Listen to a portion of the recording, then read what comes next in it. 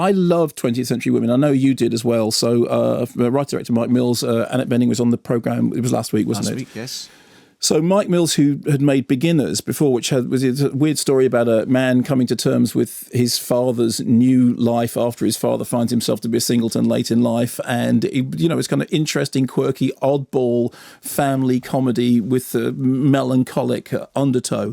This similarly deals with parents and children learning to accept each other. California at the end of the 1970s,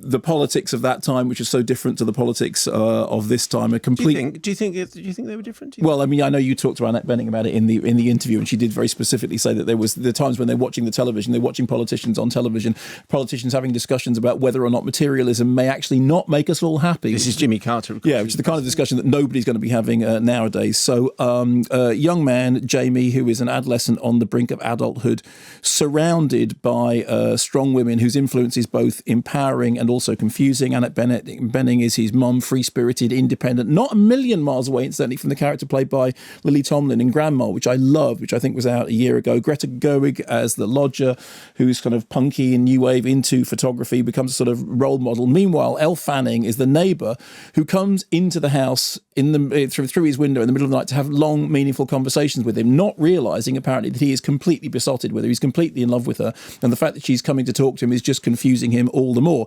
Here's a clip with the son and the mother discussing whether wondering about happiness is a good thing. Stop. What? Thinking that you know everything that's going on. No, I don't. I just think that, having your heart broken is a tremendous way to learn about the world.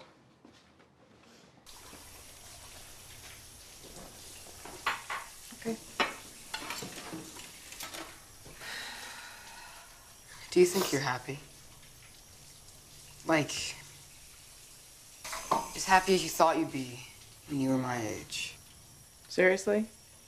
You don't ask people questions like that. You're my mom. Especially your mom. Look, wondering if you're happy, it's a great shortcut to just being depressed. Give me that. Isn't that a great line? That's a good line. Wondering whether you're happy is just a great shortcut to being depressed. We talked about this film a little last week and how much we both liked it. And I think the reasons are, manifold. On the one hand, it has the kind of naturalistic ensemble performances that you don't often see in cinema because you don't often have casts being allowed to spend the kind of preparation time that they clearly have for this. Annette Bening was talking in that interview that you did with her about, theatre games, about, pretending to be animals or bits of furniture, or whatever, but the kind of the preparation time so that they all felt like they knew their characters inside out. And what you get with this is a world which has texture, which has heft, which has weave, which, as I said before, you feel like the camera could go out of the house and into the street and it wouldn't be a set. It would actually be a film that was that was taking place in the time period that it's meant to be taking in. It's not plot driven, other than to say that it's a coming of age story about coming of age at any age in your lifetime. When I started watching it, I really didn't know where it was going. I just knew that the cast looked interesting. And I just immediately found myself wanting to spend time in the company of these people. I found their company engaging, and I loved the way they talked and the kind of things they talked about. But most importantly, I believed in them as characters and I cared about them as characters. And I've said this before, I think it was Roger Ebert, somebody said that films are machines for creating empathy. And in the case of 20th Century Women, that's absolutely what you feel. The other thing is that 20th century thing is really important. There is a sense that it's a time that has gone and that something has been lost. And again, you address this in the interview with Annette Bening. How significant is it that it's 20th century women?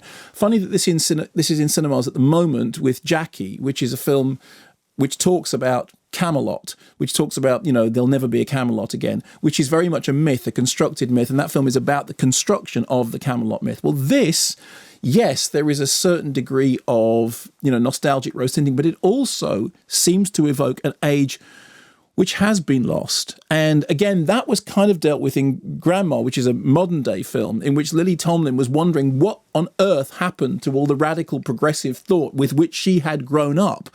What had happened to the world that we were now where we were? And in the case of this, you feel like you really are back in that period of upheaval, but also that period of growth, that period in which these kind of conversations were possible. I loved the characters. I loved the texture of the film. I really wanted to spend time with these people. I really cared about them. And I would happily sit down and watch the whole thing again now.